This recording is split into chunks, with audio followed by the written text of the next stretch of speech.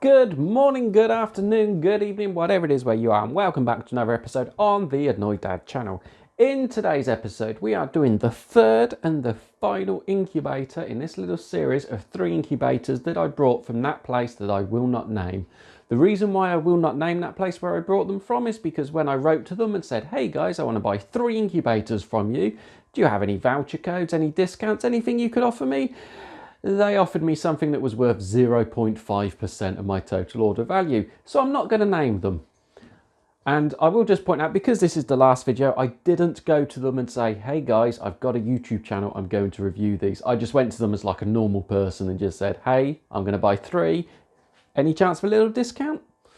Okay, but anyway, moving on.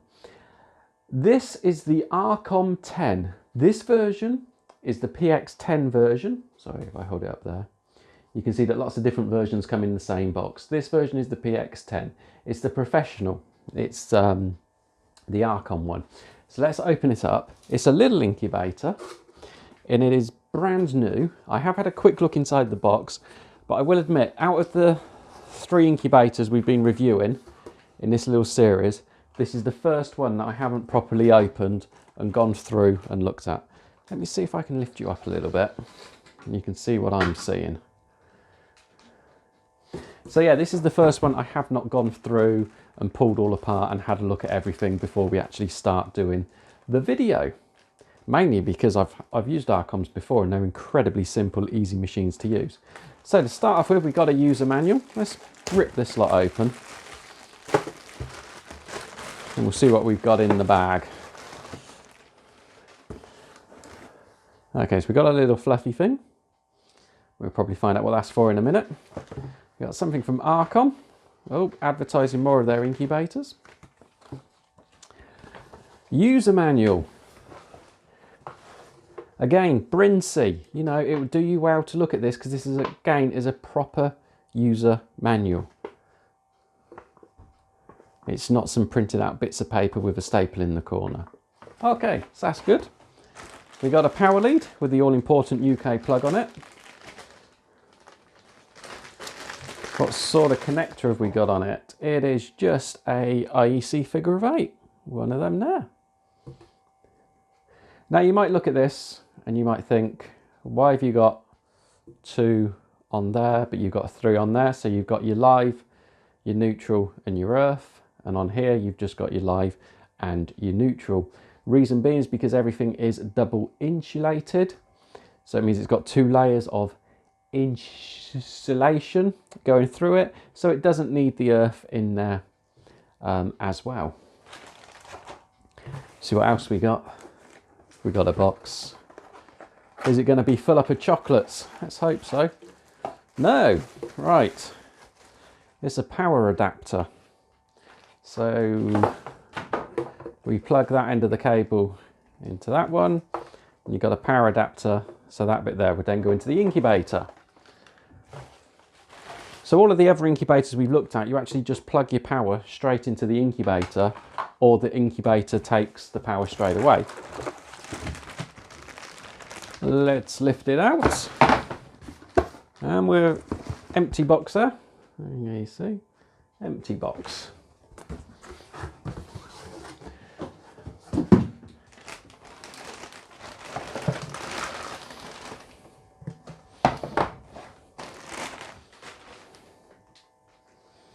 Let's put you down. Not too far. There we go. Right, so let's have a look at this. So this is the, as you can see on the top there, Rcom Pro10 digital incubator. It's got the buttons that you would expect. Pretty much the same as the Brincy, really. So you've got those 2 there to unlock it, and that'll probably take you into the menu. You've got those 2 there that looks like it turns the eggs. And you've got that one there that if you press and hold it, it looks like it adds water to it. These ones also come with the candler built into them. Personally, I can't quite see the reason for that, but you press that button and then it lights up and lights up your candle. Nothing over this side. I presume that's where the water pump would go. And then over this side, you've got the pump power. We don't have the water pump, That's available on one of the other versions. And you've got the power inlet, which is where we plug our power into. Lifting off the top. So it comes with a side bit. This looks very much like one of the Genols. I'm trying to think which one it is now. I think it's the Genol 10. It looks like a cross between the Genol 10 and the Brinsea Mini. So this is something that looks a bit cool and fab and groovy. Everything is contained within this top area. The whole lot, the whole works. So you can see the orange bit in there. That's your heating element. That's what warms up. In the middle there, you have a fan. And you've got the motor just here. That motor turns this bit around, which then in turn, the arms off of that hook in on the egg tray here and turn your eggs for you. So that's quite cool. I like how it's all in there in the top bit. Everything here feels quite firm. The only issue I can really see, and we have exactly the same issue with this with all of our other incubators which are made like this in the sort of like a dome way of having all of the gubbins at the top, is that in behind this plastic can get incredibly dusty, and when it does get dusty, it's then hard to clean it off. With our other ones, we have to undo all the screws and be very careful as we dust in there, because of course you've got all of the electronics and everything else in there. What does that say there? It says, do not remove this sticker, may cause low humidity. So I presume if you have the pump, that is where the tubing for the pump. Oh, there you go. Let me hold it so you can see it. There you go. I presume that's where the tubing for the pump would come in from. And I've just placed a sticker over it just to stop the air from moving. You also have on the top bit here, the standard adjuster to allow airflow. So if it's a bit too humid and hot, you can open it up. And if it's not enough, you can close it up again. Okay, so we'll come back and have a look at that again in a minute. It does feel like it's been properly made. It's good, thick plastic. This is where the egg goes. I think this is quite funky. You can see that you can hold up to 10 standard hen eggs. So that'd be 1, 2, 3, 4, 5, 6, 7, 8, 9, 10. And then you can hold small eggs as well, so like quail eggs and everything else like that. It's quite good how they do this all in one and how they've got it laid out like that. This again feels like good plastic. It's ABS plastic. It's going to be easy to clean and easy to keep clean as well. Plus it's also easy to lift out. You don't have to do a lot to lift it out. It isn't like some of the other ones where you have to pick up the tray and you have to flip the tray over just to actually get it to fall out. So this is the base. And again, this feels quite thick, which is good. This is what you want to see. You don't want to have a thin base, because obviously if you put it down somewhere and it gets a bit cool, through the base, nearer your eggs, it's where the coldness is going to get to your eggs. What it does have, which is quite funky, is it's got this little piece here and a pipe running through, which comes out in the middle. So if you want to add water, either during your hatching or when you get to lockdown, or during the process of the incubation, you can just add water from the outside. There's no need to open it up at any point to add the water. You just pour the water into there and it goes straight through into the middle. It's one of those sort of incubators that if it wasn't for the candling, you'd just be able to turn it on and just let it go. So if you knew that you had 100% hatch rate, you'd just be able to turn it on and let it go. Whereas I would recommend that you do actually open it up and you do check your eggs and you do look over your eggs and everything. So now we've had a quick look at it, let's do the bit that everybody's waiting for, which is where we plug it in and we turn it on and we see what's happening. Okay, this is the first time we have ever plugged it in. So let's plug it in and see what happens. Oh, there we go. Hello Rcom version 2.2. Okay, so this incubator is actually quite cool. When you turn it on, this is it turned on. It's not actually working away yet. We've just turned it on. And it's got automatic settings. So what we've got there is you can see it's flashing away on a chicken. And it's got D, 21, which is for 21 days. The temperature for chicken eggs, 37.5 degrees C, and the humidity should be 45%, or so it claims. If we press the minus button, you can see it's flashing with a duck. Ducks take 28 days, 37.5, 45. If we press it again, oh, we can go over to pheasant. Pheasants take 23 days, 37.5, and that. That's for other birds, which we will come to in just a second. Then we have quail, 17 days, and we're back to the duck. So if we do this, let's go to chicken, and then we'll just press OK. Press and hold OK, sorry. And there you go. So everything now is all set, ready for it to do the chicken eggs, and it does everything automatically for you. You can see it's going to be turning them. You can see it's warming up because it's got the two S's next to the temperature. That is how warm it is in there right now, and that's the humidity of it in there right now as well. It's also got a little sensor somewhere which is able to sense the temperature in the room around it. A bit like a few of the other more expensive incubators do as well. So that is great if you're not experienced and if you don't quite know what you're doing, you can do things like that. Whilst it is doing this, you can press the candle button. You can see that's quite a bright candling light.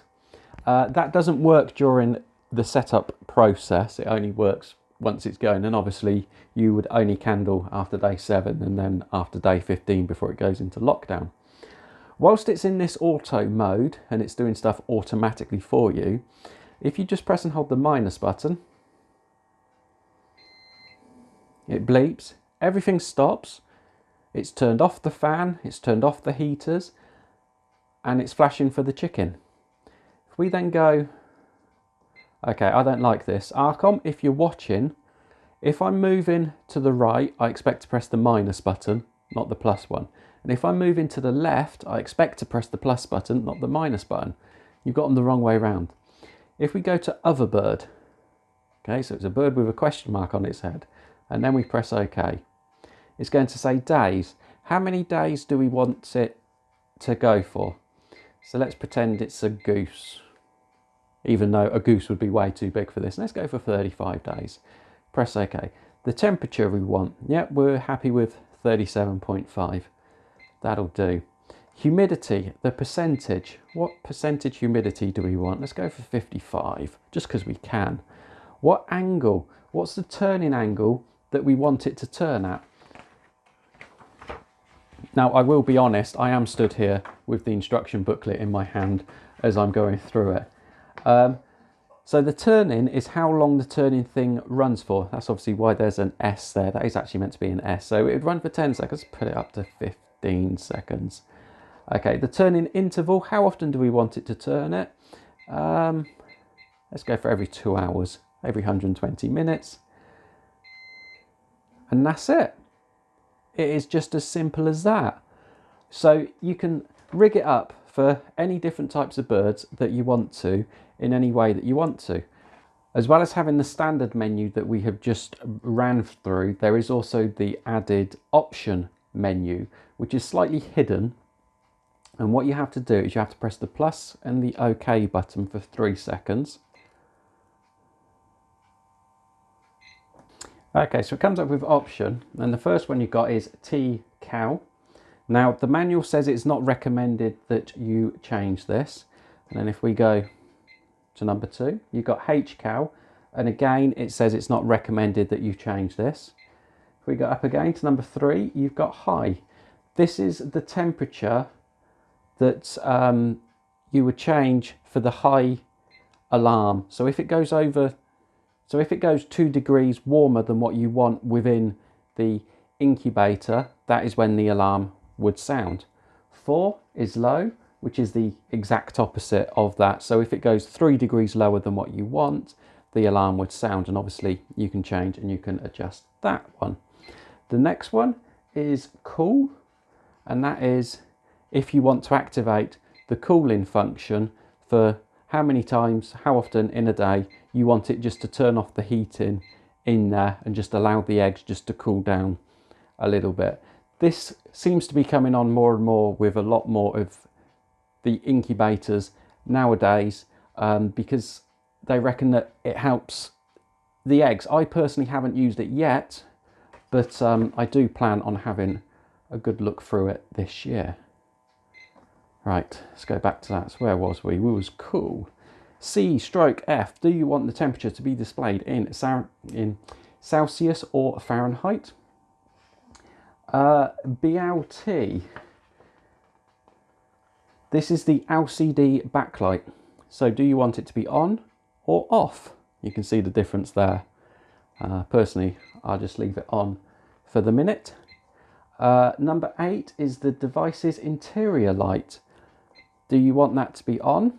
We've got it set to on. I don't believe that there is an interior light in this one. Number 9, the sound button. So every time I touch a key, it's going beep. Do you want it to go beep or do you not want it to go beep? So we'll just leave that on so as we know we're doing it. And then we've got info, which shows the basic info of the device. So it's an Rcom. Wow, that truly is basic. It says in the manual, shows the basic information of this device. Shows version information. There you go, version 2.2 Rcom. And that's all that that does. Okie dokie. So we'll leave that to set itself. I did work out what the extra piece here is. It says it is an air filter and you have to insert it into there like so when your birds go into lockdown. I'm not sure how much that's going to help or if it will, but you never know. Now, typically with our incubator reviews, try and get the lid back on it, there we go.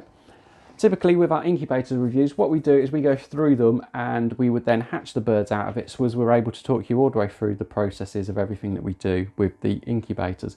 We're not actually going to do that with this one, because we are going to do a fertility check on some of our hens.